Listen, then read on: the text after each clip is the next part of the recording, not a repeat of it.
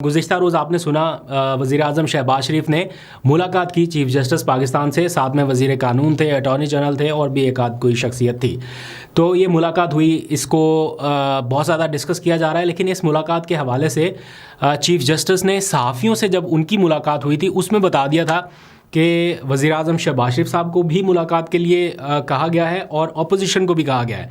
That means कि गुज़िश्ता रोज़ जो है वो वज़ीर आज़म से या हुकूमती साइड से मुलाकात हुई है। अब इत्तला ये है कि अपोजिशन के जो लोग हैं वो भी चीफ़ जस्टिस से मिलने वाले हैं। मैं कोशिश कर रहा था कि उमर अयूब से मेरा राब्ता हो सके, मैं उनसे मालूम कर लूँ, लेकिन राब्ता हो नहीं सका, शायद वो किसी मीटिंग में है। लेकिन मैंने अपने सुप्रीम कोर्ट को कवर करने वाले जो रिपोर्टर हैं उनसे चेक किया तो उन्होंने ये कन्फर्म किया कि ये मुलाकात कल होने जा रही है। तो अपोजिशन से अगर मुलाकात है तो ऑब्वियसली बैरिस्टर गौहर होंगे, उमर अयूब तो कन्फर्म होंगे, साथ में और वो किस किस को लेके जाते हैं बताया गया है कि कोई 6-7 रुकनी वफ्द होगा। हो सकता है बाकी जो अपोजिशन जमातें हैं उनमें से भी किसी की नुमाइंदगी हो। तो देखते हैं कल इस मीटिंग में चीफ़ जस्टिस से क्या मुतालबा किया जाता है या क्या उनके सामने चीज़ें रखी जाती हैं। इसी के साथ साथ चीफ़ जस्टिस के लिए कुछ चैलेंजेस भी होंगे। एक तो यह ना कि अपोजिशन के मुतालबात या उनके कंसर्न, तहफ़्फ़ुज़ात, साथ साथ में जजेस के भी कंसर्न और तहफ़्फ़ुज़ात हैं। यानी वो जज साहिबान जो फ़ैसला सुनाते हैं वो आजकल ख़ुद साइल बने हुए हैं।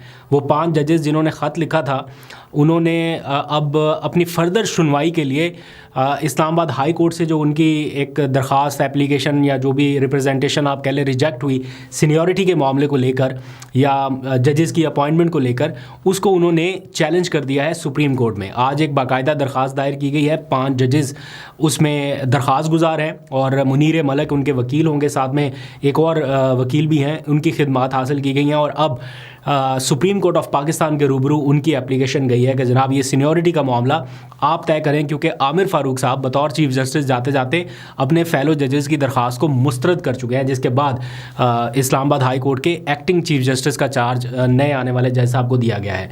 तो अब ये सीनियरिटी का मामला फ़िक्स होगा सुप्रीम कोर्ट ऑफ पाकिस्तान में और वहाँ पर यह एप्लीकेशन गई है। देखते हैं कि अब चीफ़ जस्टिस उसके ऊपर क्या करते हैं। उन्होंने अपने फ़ेलो जजेस से मुलाकात में कुछ यकीन दहानियाँ तो कराई थी।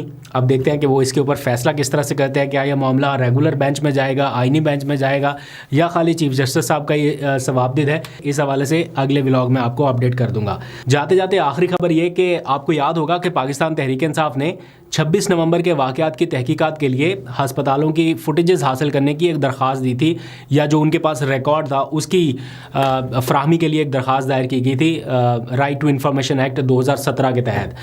लेकिन उनको उसमें कोई कामयाबी नहीं मिल सकी, ना हस्पतालों ने वो रिकॉर्ड उनको दिया। तो अब वो रिकॉर्ड हासिल करने के लिए उन्होंने बाकायदा रुजू कर लिया है इस्लामाबाद हाई कोर्ट से। एक रिट पिटिशन जो है वो दायर कर दी गई है, जिसमें अंसर कियानी वकील है, फिर लतीफ़ खोसा है, सलमान अकरम राजा है और सुहेब इलियास एडवोकेट, ये वकला की टीम है जिन्होंने एक और अटैम्प्ट किया है कि ये रिकॉर्ड हासिल किया जा सके। मुश्किल ज़रूर है लेकिन कानूनी जदोजहद जारी रहेगी। खबरें और भी बहुत सारी हैं लेकिन टाइम अभी कम है। नेक्स्ट व्लॉग में आपको अपडेट कर दूंगा। अभी तक के लिए इतना, अपना बहुत सा ख्याल रखिए। अल्लाह हाफ़िज़।